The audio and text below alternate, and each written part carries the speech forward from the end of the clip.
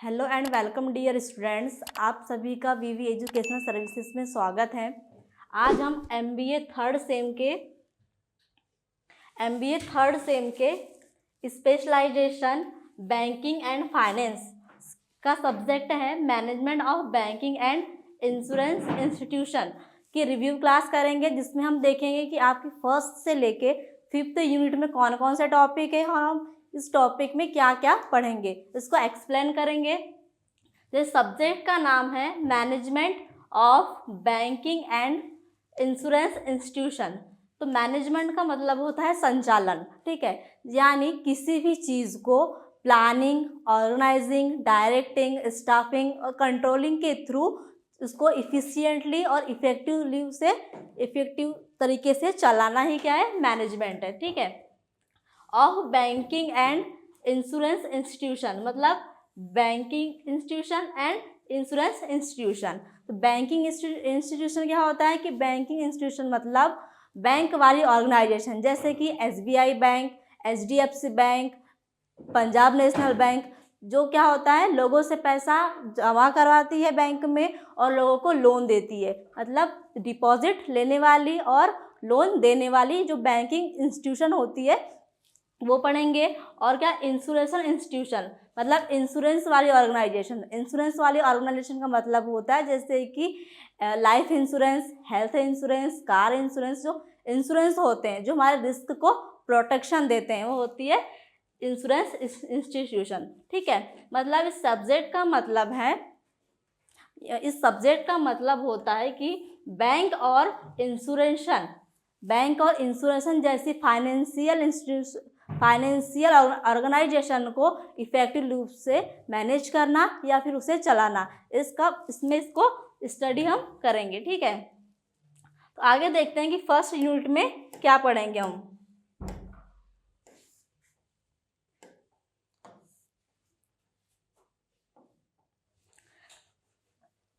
ठीक है, इसकी फर्स्ट यूनिट का टॉपिक है कमर्शियल बैंकिंग। कमर्शियल बैंकिंग का मतलब होता है जहाँ पर लोग पैसा जमा करते हैं और लोन लेते हैं, ठीक है। जैसे बैंक क्या करती है, लोगों से पैसे लेती है, मतलब डिपॉजिट करवाती है और लोगों को लोन देती है। जैसे कि पंजाब नेशनल बैंक हो गया, एचडीएफसी बैंक हो गया, एसबीआई बैंक हो गया, एक्सिस बैंक हो गया, ये क्या करती है, डिपॉजिट लेती है और लोन देती है। वही हम यहाँ पढ़ेंगे कमर्शियल बैंकिंग में। सेकेंड हमारा टॉपिक है बैंकिंग ऑपरेशंस। बैंकिंग ऑपरेशन का मतलब होता है बैंक में होने वाले डेली एक्टिविटीज़। डेली एक्टिविटीज़ में क्या होता है, जैसे कि बैंक अकाउंट ओपन करवाना, चेक जारी करना, मतलब इशूज़ करना, सारी जो चीज़ें होती है जिसमें फ़ंड ट्रांसफ़र करना, सारी जो चीज़ें होती है बैंक में, जो डेली ऑपरेशन होता है, जो डेली एक्टिविटीज़ होती है, उस चीज़ को हम इसमें देखेंगे। थर्ड हमारा टॉपिक है regulatory and legal framework.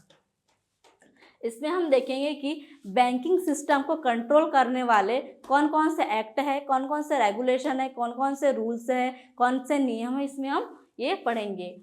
Fourth topic है हमारा अदर लैंडिंग इंस्टीट्यूशन।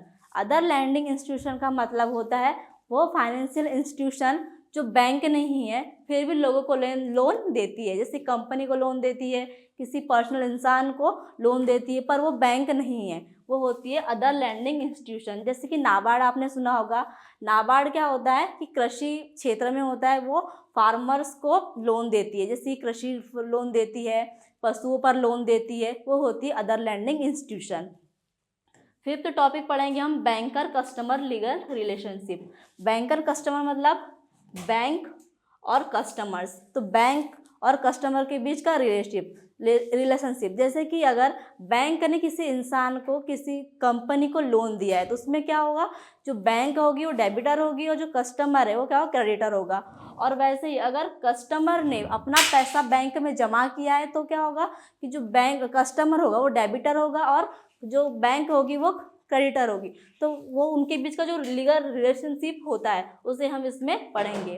फिर सिक्स्थ टॉपिक है स्पेशल कैटेगरीज ऑफ कस्टमर्स। मतलब जो स्पेशल कैटेगरीज होती है जिसके लिए अलग रूल्स फॉलो होते हैं बैंक में, जैसे कि छोटे बच्चे हो गए, ठीक है, जो जॉइंट अकाउंट्स होते हैं उनके लिए जो नियम, जो प्रिंसिपल्स होते हैं जो अलग अलग लागू होते हैं, उसे हम इसमें स्पेशल कैटेगरीज ऑफ कस्टमर्स में पढ़ेंगे। तो ये आपके फर्स्ट यूनिट के 6 टॉपिक्स हैं, जिसे हम स्टेप बाय स्टेप एक्सप्लेन करते जाएंगे। ठीक है, अब सेकेंड यूनिट देखते हैं।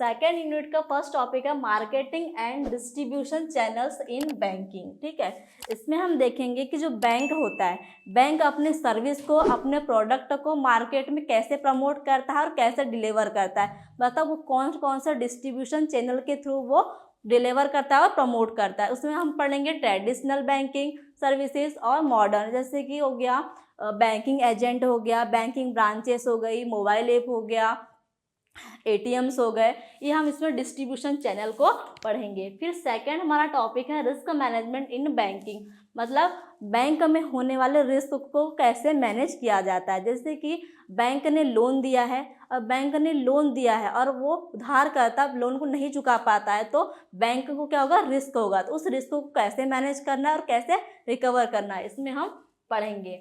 थर्ड टॉपिक है एनपीए मैनेजमेंट। ठीक है, एनपीए का फुल फॉर्म होता है non performing asset. Non performing asset का मतलब जैसे कि किसी इंसान ने बैंक से लोन लिया है, ठीक है, वो जो लोन जो होता है वो अगर उस टाइम पे चुका नहीं पाता है, ईएमआई टाइम पे भर नहीं पाता है, तो उस लोन को नॉन परफॉर्मिंग असेट के रूप में बना दिया जाता है कि वो लोन नहीं चुका पाया। उस लोन को कैसे रिकवर करना है और कैसे मैनेज करना है, एनपीए मैनेजमेंट में हम पढ़ेंगे। फोर्थ टॉपिक है असेट लिएबिलिटी मैनेजमेंट। असेट का मतलब होता है जो पैसा बैंक ने दिया है किसी पर्सन को, और लिएबिलिटी का मतलब होता है जो पैसा कस्टमर ने दिया है बैंक को।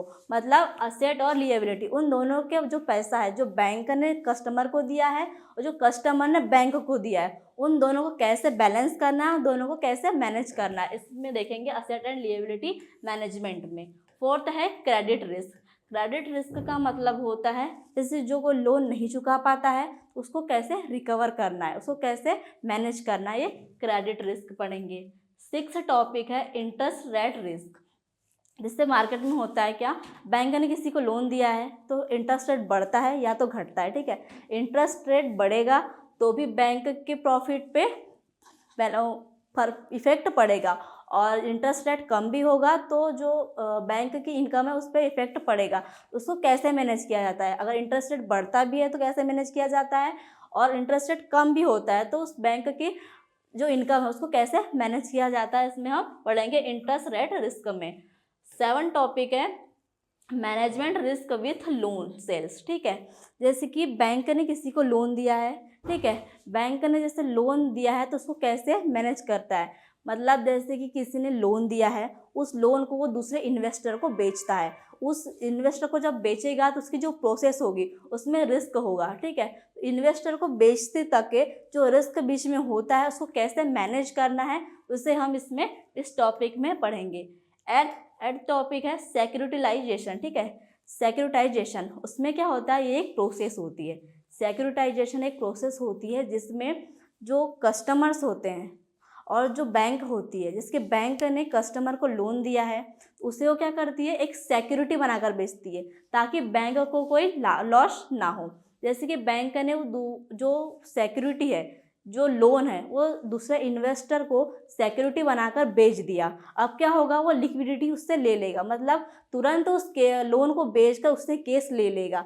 अगर जो कस्टमर ने लोन लिया है वो चुकाता है या नहीं चुकाता तो भी लॉस बैंक का नहीं होगा, जो इन्वेस्टर को होगा जिसने लोन को लिया है। ये देखेंगे हम सिक्योरिटाइजेशन में। 9 टॉपिक है लोन टर्मिनोलॉजी, मतलब लोन से जुड़े वर्ड्स जैसे कि ईएमआई हो गई, प्रिंसिपल्स हो गए, रेगुलेशंस हो गए, जो भी वर्डिंग होती है इसमें अपने बैंकिंग सिस्टम में वो लोन टर्मिनोलॉजी में हम पढ़ेंगे। ठीक है, तो ये आपकी सेकेंड यूनिट थी। सेकेंड यूनिट में हम ये 9 टॉपिक पढ़ेंगे स्टेप बाय स्टेप। ठीक है, अब थर्ड यूनिट में देखते हैं उसमें क्या क्या हमें एक्सप्लेन करना है और क्या क्या पढ़ना है।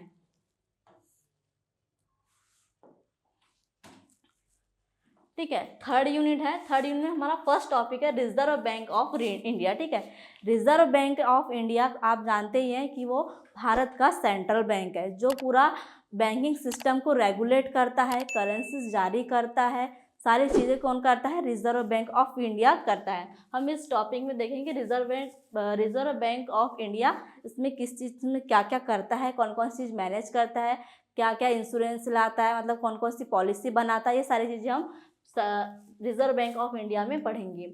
सेकेंड टॉपिक हमारा regional rural bank. Regional rural bank जो होता है, क्या होता है? जो स्मॉल बिजनेस आइडियाज़ होते हैं, जो बिजनेस करते हैं स्मॉल बिजनेस, उसको सपोर्ट करता है, उनको लोन देता है। थर्ड है कोऑपरेटिव क्रेडिट। कोऑपरेटिव मतलब कोऑपरेटिव भी एक बैंक होता है जो क्या करता है? लोन देता है। ठीक है, इसको हम थर्ड टॉपिक को पढ़ेंगे। फोर्थ है डेवलपमेंट बैंकिंग। डेवलपमेंट बैंकिंग जैसे मैंने आपको फर्स्ट यूनिट में बताया था, जो अदर लैंडिंग इंस्टीट्यूशन होते हैं, जो बैंक नहीं होते फिर भी लोगों को लोन देते हैं, जो फाइनेंशियल इंस्टीट्यूशन होते हैं। ठीक है, जो फाइनेंशियल इंस्टीट्यूशन होते हैं वो क्या होते हैं? एक डेवलपमेंट बैंकिंग होते हैं। वो डेवलपमेंट बैंक होते हैं जो बैंक ना होकर भी एक फाइनेंशियल इंस्टीट्यूशन की तरह काम करते हैं। जैसे कि मैंने आपको बताया था इसमें नाबार्ड, सिडबी। ठीक है, ये क्या होती है? डेवलपमेंट बैंकिंग होती है। फिफ्थ टॉपिक है इन्वेस्टमेंट बैंकिंग। इन्वेस्टमेंट बैंकिंग का मतलब क्या होता है? जहाँ पर इन्वेस्टमेंट किया जाता है, जैसे कि शेयर्स लगाना, बॉन्ड लगाना। ठीक है, ये क्या होते हैं? इन्वेस्टमेंट बैंकिंग होती है। सिक्स्थ है प्लास्टिक मनी। प्लास्टिक का मनी का मतलब होता है जहाँ पर कार्ड से पेमेंट किया जाता है, जैसे डेबिट कार्ड, क्रेडिट कार्ड हो गया, प्रीपेड कार्ड हो गया, ये सारी चीज़ें हम प्लास्टिक मनी में पढ़ेंगे। सेवन्थ है मॉडर्न बैंकिंग। मॉडर्न बैंकिंग का मतलब होता है जैसे कि यूपीआई, ठीक है, AI, mobile banking, internet banking, ये सारी चीज़ें हम मॉडर्न बैंकिंग में पढ़ेंगे। एट है बैंक का इंश्योरेंस, मतलब बैंक प्लस इंश्योरेंस। ठीक है, बैंक प्लस इंश्योरेंस मतलब जब बैंक अपने कस्टमर्स को इंश्योरेंस प्रोडक्ट बेचती है, जैसे कि एसबीआई बेचती है एसबीआई लाइफ इंश्योरेंस, वो क्या हो गया? बैंक इंश्योरेंस हो गया। ठीक है, तो थर्ड यूनिट में हम ये 8 टॉपिक पढ़ेंगे स्टेप बाय स्टेप। ठीक है, अब फोर्थ यूनिट में देखते हैं।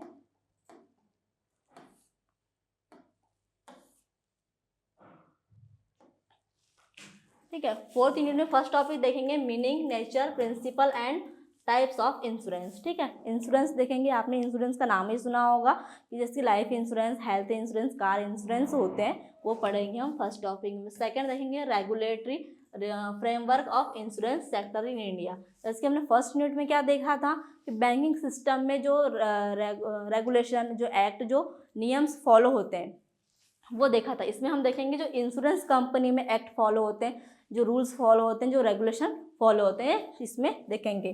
थर्ड टॉपिक है insurance company and LIC working and operations. LIC का मतलब फुल फॉर्म होता है Life Insurance Corporation of India, इसमें हम पढ़ेंगे। फोर्थ टॉपिक है इंश्योरेंस कंपनी NEGIC। ठीक है, इसमें LIC पढ़ेंगे मतलब Life Insurance Corporation of India, इसमें देखेंगे General Insurance Corporation of India. इन दोनों टॉपिक को हम इसमें पढ़ेंगे। ठीक है, फिफ्थ टॉपिक है इंश्योरेंस सेक्टर रिफॉर्म्स। रिफॉर्म्स का मतलब होता है चेंजेस या बदलाव। ठीक है, मतलब अगर जैसे कि इंश्योरेंस सेक्टर में कोई चेंजेस होते हैं, कोई बदलाव होता है, जैसे उसमें इम्प्रूवमेंट होता है, नई पॉलिसीज आती है, तो क्या होता है उसी को हम इसमें पढ़ेंगे इंश्योरेंस सेक्टर रिफॉर्म्स में। ये आपके फोर्थ यूनिट के 5 टॉपिक थे। अब हम देखेंगे फिफ्थ यूनिट में आपके कौन कौन से टॉपिक है।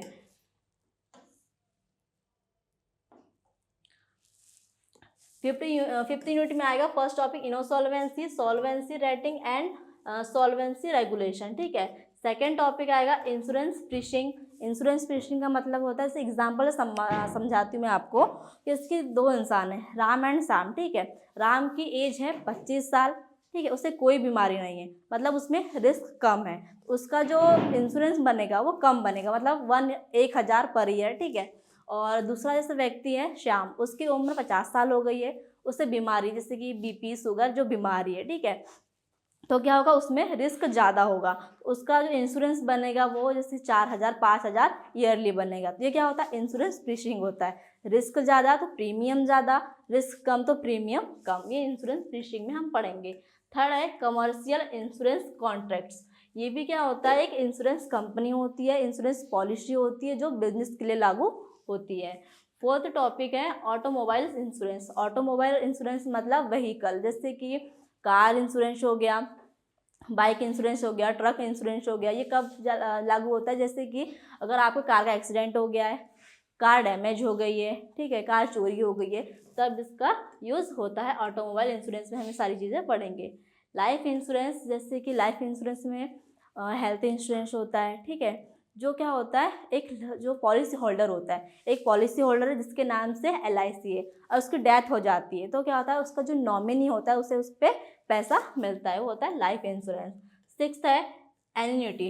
एन्युटी का मतलब होता है एक ये रिटायरमेंट प्लान होता है जो एक बिजनेस मतलब बिजनेस में दिया जाता है, किसके थ्रू, LIC कंपनी के थ्रू। ये भी है रिटायरमेंट्स प्लान। ये रिटायरमेंट्स प्लान जो होता है गवर्नमेंट देती है, ठीक है, गवर्नमेंट देती है। और ये जो एन्युटीज होती है ये जो कंपनीज देती है, इंश्योरेंस कंपनी देती है। और सोशल सिक्योरिटी एड टॉपिक है। सोशल सिक्योरिटी का मतलब होता है जैसे कि PF दिया जाता है, गवर्नमेंट PF देती है, जो पेंशन देती है, या फिर किसी का एक्सीडेंट हो जाता है उस पर जो सोशल सिक्योरिटी मिलती है, ठीक है, या कोई जैसे किसी की डेथ जो फांसी लगा लेता है, या फिर कोई कुएं में गिर के मर जाता है, इनको जो सोशल सिक्योरिटी दी जाती है उसे कहते हैं सोशल सिक्योरिटी, ठीक है। ये 8 टॉपिक हम यूनिट 5 में पढ़ेंगे। तो ये आपकी रिव्यू क्लास थी जो हम फर्स्ट यूनिट से 5th यूनिट में स्टेप बाय स्टेप करेंगे। अब आपका हम फर्स्ट यूनिट कल से स्टार्ट करेंगे, फर्स्ट टॉपिक कल से स्टार्ट करेंगे, ठीक है। Thank you.